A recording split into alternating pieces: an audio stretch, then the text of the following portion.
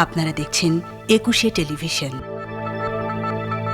করোনার দ্বিতীয় ঢেউ মোকাবেলায় এবার পিসিআর টেস্টের রেজাল্ট ছাড়া কাউকে দেশে ঢুকতে দেয়া হবে না বলে জানিয়েছেন বেসামরিক বিমান চলাচল কর্তৃপক্ষের চেয়ারম্যান। তিনি জানিয়েছেন, বাংলাদেশে ঢুকতে হলে করোনা নেগেটিভ সার্টিফিকেট নিয়েই আসতে হবে। এ ব্যাপারে শিথিলতার কোনো সুযোগ নেই বলেও জানান বেবিচক চেয়ারম্যান। জসিম জুয়েলের রিপোর্ট। করোনার দ্বিতীয় ঢেউয়ের শঙ্কায় বাংলাদেশ। এরই মধ্যে বিশ্বের বিভিন্ন দেশে, বিশেষ করে ইউরোপের দেশগুলোতে সংক্রমণ বাড়ছে।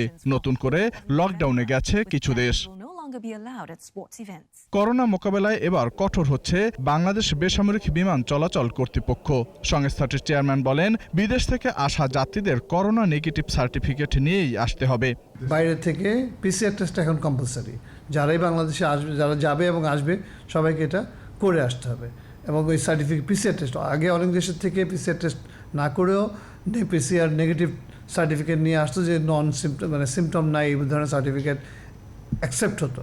কিন্তু এখন থেকে এই যখন সার্কুলারটা দেওয়া হবে, এটা আর অ্যাকসেপ্ট হবে না। এছাড়া বিমানবন্দরে স্বাস্থ্য পরীক্ষা আরও কঠোর নজরদারির মধ্যে আনার পরিকল্পনার কথাও জানান বেবিচক চেয়ারম্যান। কাউকে সন্দেহ হলে তাকে বিমানবন্দর থেকেই হাসপাতালে পাঠানো হবে বলেও জানান তিনি। একজন যাত্রী শারীরিকভাবে সুস্থ কিনা ওনাদেরকে দেখে পরীক্ষা করে হলে এবং ওনাদের পেপারস ওনাদের সাথে কথা বলে এটাকে এনশিওর করতে হবে। আর কারো যদি সন্দেহ হয়, তাহলে তাকে আমরা এখান থেকে যদি কোনো সিমটম নিয়ে আসার পর যদি কারো ফিজিক্যাল সিমটম থাকে, তাকে হসপিটালে নেওয়া হবে, অথবা যদি কারো কোয়ারেন্টাইন ফ্যাসিলিটি নিতে হয়, ওইটা এনশিওর করা হবে। করোনা নেগেটিভ সার্টিফিকেট সব যাত্রীর জন্যই বাধ্যতামূলক বলেও জানান সিভিল এভিয়েশন চেয়ারম্যান।